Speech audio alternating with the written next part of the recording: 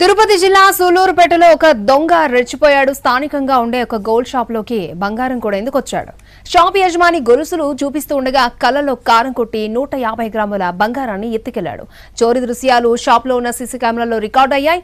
20 లక్షల విలువ చేసే బంగారాన్ని చోరీ చేసినట్టుగా పోలీసులకు ఫిర్యాదు చేశాడు షాప్ యజమాని.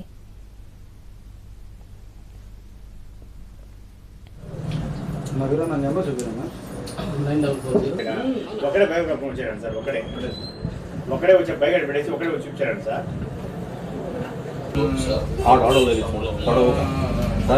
ఓపెన్ చేసి పెట్టుకున్నాడు. బ్యాగ్ ఓపెన్ చేసి పెట్టుకున్నాడు.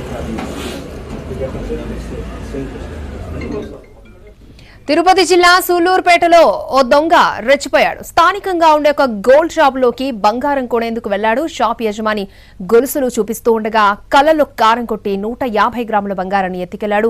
ఆ విజువల్స్ కూడా మనం చూడొచ్చు. చోరీ దృశ్యాలు షాప్ లో ఉన్న సీసీ కెమెరాలో రికార్డు అయ్యాయి. 20 లక్షల విలువ చేసే బంగారాన్ని చోరీ చేసినట్టుగా పోలీసులకు ఫిర్యాదు చేశాడు షాప్ యజమాని.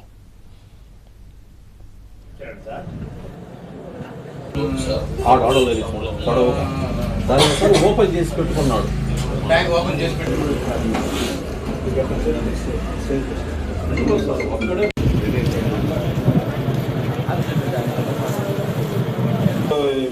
చేతిలో పెట్టుకుని ఉన్నాడు అప్పటి నుంచి. చూస్తాను ట్రైలో